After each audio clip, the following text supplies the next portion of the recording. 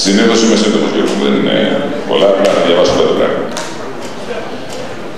Είμαστε εδώ μαζεμένοι κατά εντολή κατά προτροπή της Ομοσπονδίας και κατά απόφαση.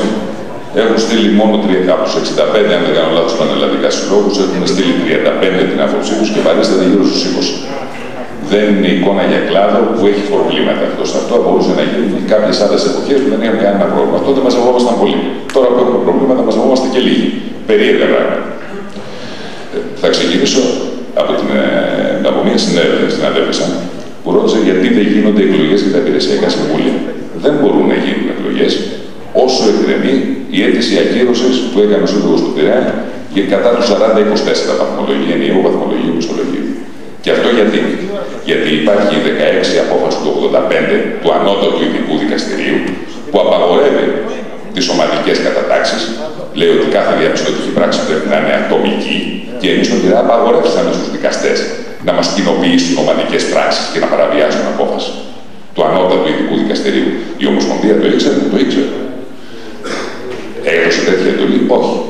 Έδωσε μια εντολή να αποδεχτούμε τις ομαδικές πράξεις και να προσφύγουμε στο διοικητικό εφετείο της Αθήνας. Κάτι παρήγαγε αυτό. Ασκήσαμε το δικαίωμά μας να τσακίσουμε το δημόσιο. Όχι.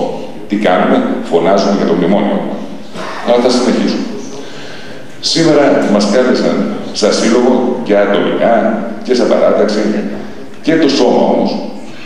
Κάλεσαν, αν δεν κάνω λάθος, ο Σύλλογος Αθήνας να πάρουμε σαν σώμα απόφαση του ΣΥΔΑ. Ιδιωτικού δικαίου του άλλου, του χρόνου του ορισμένου χρόνου δεν μετράει. Το σώμα δεν υφίσταται ως αποφασιστικό σώμα, μπορεί να βγάλει όποια απόφαση θέλει όμως και να βγάλει όποιο ψήφισμα θέλει. Σας ενημερώνω όμως ότι ο Σύλλογος του Πειραιά εισάγαμε το θέμα στη γενική μας συνέλευση, παρίστατο 122 άτομα, ήταν σε πλήρη σε κανονική απαρτία. Αυτό έγινε στις 15 του μήνα, 14 πήραμε την απόφαση 9 η ώρα το πρωί στο Διοικητικό Συμβούλιο, 11 η ώρα, τυχαίο γίνεται. Πήρε απόφαση η Ομοσπονδία να δώσει εντολή εγγραφής. Την επόμενη μέρα τη Γενική Συνέλευση του Συλλόγου και επικύρωσε την απόφαση του Συλλόγου.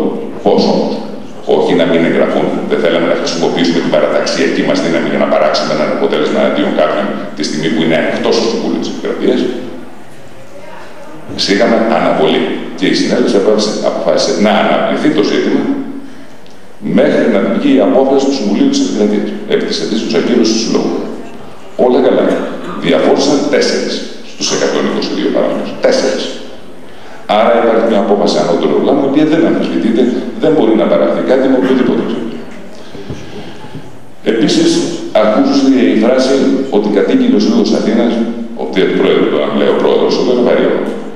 Για βοηθητικό προσωπικό, τους χαρακτήρες και όλες τους συναδέλφους είδα. Το βοηθητικό προσωπικό το είπε ο Υπουργός Δικαιοσύνης. Γιατί δεν βγήκε μια καταγγελία από τον Σύλλογο της Αθήνας κατά του Υπουργού Δικαιοσύνης? Κόλλωνε. Προφανώς. Στο νόμο για τα ειρηνοδικεία υπάρχει το άρθρο 7. Τι λέει το άρθρο 7? Αναφέρει, δίνει στον Πρωθυπουργό τη δυνατότητα να αποσπά δικαστικούς υπαλλήλους με δική του απόφαση ατομική. Παραβιάζει τη διάκριση των εξουσιών ευθέως. Το ξέρει η Ομοσπονδία, το ξέρει το Διοικητικό Συμβούλιο, το ξέρει. Έπρεπε να το καταγγείλει, σαφώς. Γιατί δεν το καταγγέλει? Γιατί είμαστε μόνο λόγοι. Φανταστείτε να μην είχαμε και πρόεδρο προερχόμενο από το πάνω. Εμείς αποφασίσαμε επιπλέον να ψάξουμε λίγο τα πράγματα.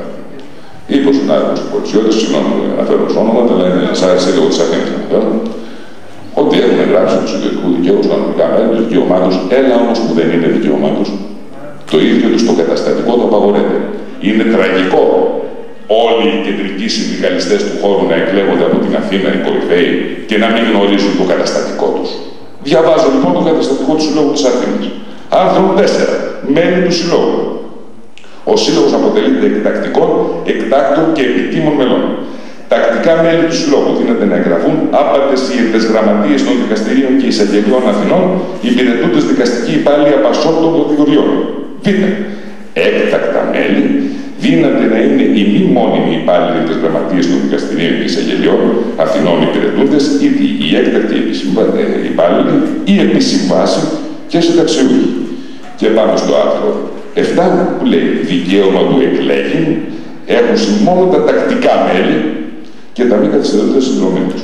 Εάν γίνει συνέδριο, συνάδελφοι, Με αυτούς τους όρους, με αυτό το καταστατικό, τολμήστε να το τροποποιήσετε. Τροποποιήστε το, σας καλώ να το τροποποιήσετε, γιατί συνέδριο δεν θα γίνει διαφορετικά. Είσαστε εντελώς αδιάβαστοι. Εντελώς.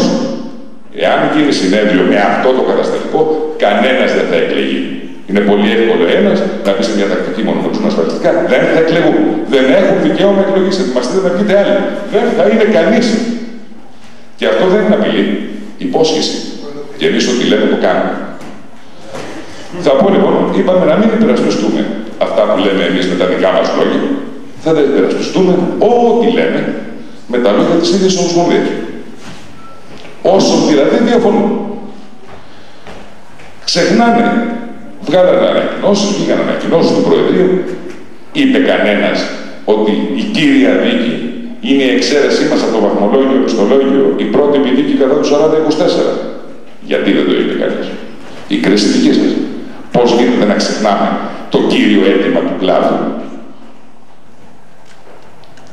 Θα συνεχίσω στο προηγούμενο συγγνώμη, ότι στο προηγούμενο τακτικό συνέδριο όλοι, όσοι ήταν εκεί, το θυμόνται μάλλον, έλεγαν να αποσυρθεί το δικόγραφο αμέσως. Ήρθαν και έκαναν πρόσθετη παρέμβαση. Έτσι καταλήγουν τα πράγματα. Στο τέλος θα κάνουν πρόσθετη παρέμβαση και για την εξαίρεση. Να δούμε τι θα γίνει. Γιατί τι θα παράξει η εξαίρεση? Να μην είμαστε δηλαδή ότι είναι κάποιοι δικομανείς άρρωστοι ή δράκουλες που θέλουν να φάνε τους άλλους. Θα ξεκινήσω με το πίσω δικόγραφο. Που λέει την ακύρωση ότι δεν μπορούν να υπηρετούν ιδιωτικού δικαίου στα δικαστήρια. Αυτό είναι σαφές. Έχεις ένα δικόγραφο που θα βγάλει δύο πράγματα. Ή θα πει ότι δεν μπορούν να υπηρετούν στα δικαστήρια, πράγμα που δεν τους ακουμπά κιόλας, γιατί στο μεσοδιάστημα έχει περάσει το άρθρο 53 του πρόσφατου νόμου που απαγορεύει υπάλληλος που τέθηκε σε διαθεσιμότητα και κινητικότητα να εξονατωθεί. Και επιπλέον υπάρχει και η έννοια της αδικοπραξίας, που λέει ότι εφόσον το δημόσιο που του είπε ότι είναι επίσημα και νόμιμη η θέση που πάει, και η θέση δεν υπάρχει, ο αδικοπρατών οφείλει να διορθώσει. Δεν μπορεί να τους ακουμπήσει καθόλου σε μια τέτοια περίπτωση. Στην αντίθετη περίπτωση, υπάρχει το ενδεχόμενο να πει το Συμβούλιο της Επικρατείας, βεβαίως είναι τακτική δικαστική υπάλληλη. Εμείς θα διδαχθούμε πάλι νικητές και κερδισμένοι. Γιατί έχουμε μεταφερθεί από ανώνυμη εταιρεία, τραμ, ΟΣΕ, οτιδήποτε, με αναγνωρισμένο το χρόνο υπηρεσίας και σε βαθμό και σε μισθό. Και σε μισθό και σε βαθμό. Όσοι δούλευαν στον ιδιωτικό τομέα σε ανώνυμες υπηρεσίες, ήταν με την τυπική διαδικασία του δικαστικού υπαλλήλου, δεν έχουν αναγνωρίσει χρόνο προϋπηρεσίας. Θα οφείλει άμεσα το δημόσιο να τον αναγνωρίσει και στους υπόλοιπους. Αυτά που λέμε, παρακαλούμε να μην τα θεωρήσετε απριόρι αποδεκτά. Να ρωτήσετε κάποιους στα δικαστήρια. Εκεί ζουν. Ή κάποιον διοικητικό εφέτη, ή κάποιον διοικητικό δικαστή, ή κάποιον νομικό που να του έχετε εμπιστοσύνη στον χώρο σας, στην περιφέρειά σας, να ξέρετε από διοικητικό δίκαιο. Και να παρακαλούμε να σας πει εκείνον για να παγιώσετε άποψη και να τη διαμορφώσετε, αν λέμε μπουρδες ή όχι. Εμείς το έχουμε ψάξει όσο καλύτερα μπορούμε. Για να έρθουμε όμως στην κύρια δίκη, που είναι τώρα, είμαστε σε αναμονή της διάσκεψης. Αυτό, εάν έχει δύο πιθανότητες. Ή θα πει ότι είμαστε κρατικοί υπάλληλοι που θα μας πληρώνουν με τον ίδιο βαθμό και εμείς δεν τρέχει τίποτα. Ή θα μας εξαιρέσει πλήρως σε όλη την έκταση του νόμου και δεν θα μπορεί να μας ξαναβάλει. Σε αυτή τη δίκη καταθέθηκε ένα πολύ ενδιαφέρον υπόμνημα μετά τη συζήτηση του κ. Χρυσανθάκη. Όλα τα μέλη του Διοικητικού Συμβουλίου το έφερε βέβαια. Ζήτησαν να γίνει γνωστό. Μου είπαν όχι, μόνο οι δικαστικοί υπάλληλοι. Εδώ είμαστε μόνο δικαστικοί υπάλληλοι. Είναι οι πρόεδροι των συλλόγων, οι οποίοι επ' ονόματί του στην ουσία έχει κατατεθεί και έχει πληρωθεί. Και το θέτω σε γνώση σας. Θα σας το μοιράσω. Έχουμε 70 αντίγραφα. Λέει, υπόμνημα της Ομοσπονδίας Δικαστικών Υπαλλήλων Ελλάδος κλπ. Πάω στα συνολικά. Στο 2. Από τη διάταξη του άρθρου 92 παράγραφος 3 του Συντάγματος προκύπτει σαφώς ότι οι δικαστικοί υπάλληλοι αποτελούν απολύτως διακριτή κατηγορία δημοσίων υπαλλήλων με ιδιαίτερη συνταγματική προστασία από αυτήν των λοιπόν δημοσίων υπαλλήλων που κατοχυρώνονται στο άρθρο 103. Τούτο, διότι το άρθρο 92 προβλέπει αυστηρότερες εγγυήσεις της μονιμότητας των δικαστικών υπαλλήλων. Δηλαδή, δικαστική απόφαση του δικαστικού συμβουλίου και όχι απλή διοικητική πράξη. Θέλει να πει κάποιος άλλος κάτι τίποτα. Το λέει η Ομοσπονδία. Τέλος. Η διαφορετική μεταχείριση την οποία επιφυλάσσει ο συντακτικός νομοθέτης οφείλεται στους δικαστικούς υπαλλήλους, οφείλεται κυρίως στην ανάγκη διαφύλαξη της ορθής νόμιμης λειτουργίας της δικαιοσύνης μέσω είτε της απαγόρευσης αυθαιρέτων τοποθετήσεων υπαλλήλων, είτε της απαγόρευσης παρανόμων και από την αιτιολογία των απομακρύσεων υπαλλήλων κλπ. Πάμε στην επόμενη σελίδα που λέει επίσης ενδιαφέρον πράγμα. Εσφαλμένως οι δικαστικοί υπάλληλοι έχουν συμπεριληφθεί στο ίδιο νομοθέτημα του λοιπούς δημοσίους υπαλλήλους, με το οποίο ο νομοθέτης ρυθμίζει ενιαία τη μισθολογική και μορφολογική τους κατάσταση. Απαντάει για τους συναδέλφους πτυχίους. Συλλογοπτυχίου, γιατί συγγνώμη και εγώ πτυχίου, που σήμερα δεν ανέβησα τόσο σύλλογο.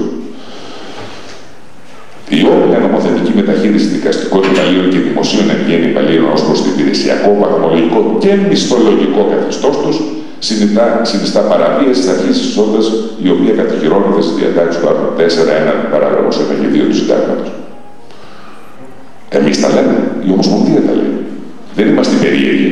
Στο τέλος, στα επίσημα έγγραφα αναγκάζονται να πούν την αλήθεια. Παρακάτω. Η ιεραρχική δομή των βαθμών των δικαστικών υπαλλήλων οφείλει να ακολουθεί την οργανωτική δομή των δικαστηρίων της χώρας, δεδομένου ότι προφανώς στα ανώτερα δικαστήρια υφίστανται αυξημένα καθήκοντα. Προσθέτουμε παρακάτω. Τα καθήκοντα αυτά συνδέονται όχι με τα τυπικά προσόντα κατοχής του βαθμού, αλλά κυρίως με την απόκτηση εμπειρίας επί των ειδικών αυτών καθηκόντων. Τα λένε οι περίεργοι τρελοί που λέγανε στο συνέδριο. Όχι, η Ομοσπονδία τα λέει. Το Διοικητικό Συμβούλιο εδώ. Και έχει και δίκιο. Το ότι τα είπαμε πιο μπροστά δεν πειράζει. Είναι ότι έχουμε όλοι δίκιο. Εδώ λέτε το ορθό, γιατί εδώ είναι κείμενο που το υπογράφει πανεπιστημιακός καθηγητής. Ο κ. Χρυσανθάκης δεν μπορεί να πει μπουρδες στο στέκο. Και το υπογράφει η Ομοσπονδία. Να πω για την σειρά που λέει γραμματής Αρή, πάρα δικαστηριακή, το είχαμε πει στο έκτακτο συνέδριο και μας κοιτάγανε στα νούφου. Να μην πω τι λεγόταν στην από πίσω. Και καταλήγει στην τελευταία σελίδα. Είναι ενδιαφέρον όλο το κείμενο γιατί είναι και συνεκτικό. Θα το δώσουμε, θα το αξιολογήσετε, θα το αναρτήσουμε και στις ομάδες, ακόμα και στα Facebook δικαστικών υπαλλήλων, να λέει μόνο δικαστικοί υπάλληλοι, για να μας πούμε το δίνουμε.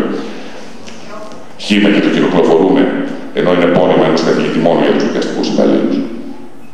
Λέει, για το υφιστάμενο σύστημα επιλογής προϊσταμένου. Ο νομοθέτης θέλει πρώτον να συνδέσει αξιολόγηση με το βαθμολόγιο, χορήγηση βαθμού, και τρίτον να αποκλείσει τη δυνατότητα υποβολής υποψηφιωτήτων για την κατάληψη θέσεων ευθύνης στα δικαστήρια της χώρας από τους λοιπούς δημοσίους υπαλλήλους από άλλους χώρους δημόσιας διοίκησης λόγω της ιδιαιτερότητας της φύσης της εργασίας, της γραμματείας των δικαστηρίων, στην οποία δεν μπορούν να ανταπεξέλθουν υπάλληλοι άλλων υπηρεσιών, ανεξάρτητα από τα τυπικά και ουσιαστικά τους προσόντα και τον βαθμό τον οποίο κατέχουν. Εμείς τα λέμε, η Ομοσπονδία τα λέει. Και καταλήγει. Έτσι, λόγω ομοίως, οι δικαστικοί υπάλληλοι εξαιρούνται της κινητικότητας μεταξύ διοικητικών φορέων που ισχύει για το λοιπό προσωπικό της δημόσιας διοίκησης. Η κινητικότητα είναι προς και από. Δεν μπορείς να λες, δεν θέλω την κινητικότητα προς, αλλά την θέλω από. Χαρακτηριστικό παράδειγμα της παράνοιας και της σχιζοφρένειας που μας διακατέχει είναι ότι η ΑΔΕΒ απεργεί κατά της κινητικότητας και εμείς απεργούμε μαζί με την ΑΔΕΒ κατά της κινητικότητας, έχοντας ως κύριο αίτημα περισσότερους από την κινητικότητα. Πρέπει πάμε καλά. Μία θέση πρέπει να έχουμε και τελικά την έχουμε. Απλά δεν την ομολογούμε, γιατί είναι ζήτημα διαχείρισης ψήφου. Να αποφανθούν ότι οι άλλοι που λένε το ίδιο πράγμα, να το λένε ανοιχτά, είναι οι κακοί, τους ψηφίζετε βάφους, αλλά ψηφίζετε εμάς που είμαστε και καλοί. Σε καμία περίπτωση, είτε δεν ξέρουν κάποιοι τι λένε, είτε ξέρουν πολύ καλά τι λένε και το αποκρύπτουν. Δεν θα ήθελα να δώσω περισσότερες διευκρινήσεις, γιατί δεν θα ήθελα να το κάνω μίνι συνέδριο εδώ. Αλλά να ξέρετε ένα πράγμα, ότι το όλο θέμα της συνδιάσπισης και της κινητοποίησης ήταν σαφώς προσχηματικό. Ευθύς εξ αρχής γελάγαμε κάτω από τους συνάδελφους της Συνόπολη και τους λοιπούς, και σε κάποιους το είχαμε πει κιόλας, ότι ένα θέμα θα έχει συνδιάσπιση. Μήπως βγει ένα ψήφισμα που θα λέει θέλουμε ιδιωτικού δικαίου για να μπορεί αυτό ένας άλλος σύλλογος, παράπλευρος, να το πάει στη διάσκεψη του ΣΤΕΚ και να πει ότι θέλουμε να είμαστε κρατικοί υπάλληλοι, ορίστε και το η άποψη της διάσκεψης, και να το πάει και στη διάσκεψη και στη συζήτηση της 28ης Δεκάτου, που όσοι δεν το ξέρετε, συζητάτε το θέμα των πιέσεων που ήταν στη Θεσσαλονίκη, για να πει όχι πείτε ουσία, γιατί αυτό θα επεκταθεί σε όλη τη δημόσια διοίκηση. Αυτά είναι τα πράγματα με το όνομά τους και η πραγματική και η μόνη αλήθεια. Αυτό που προσπάθησαν να παράξουν με αυτή τη διάσκεψη δεν μπορεί να επιψήφισουν με δεδομένο, αλλά να πούμε και καμία αλήθεια σε αυτό το μικρόφωνο. Όχι προσχηματικά πράγματα. Συγγνώμη, σε κάποιους χάλασε το κέφι και το PayPal σε έκοψε την όρεξη βλέποντας τη μούρη μου. Αλλά ειλικρινά ούτε έχουμε δει κανέναν, ούτε κλειδώνουμε κανέναν πουθενά. Λέμε αυτό που θεωρούμε αλήθεια και το υπερασπιζόμαστε. Το στοιχειοθετούμε, το διαβάζουμε και το παραθέτουμε.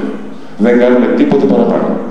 Θέλουμε και να χάσουμε, αλλά θέλουμε να γίνει καθαρή λύση. Να ξέρουμε τι είμαστε, ποιοι είμαστε, πώς αμοιβόμαστε, γιατί. Όλα τα υπόλοιπα είναι λόγια. Πράξεις. Ευχαριστώ, συνάδελφοι.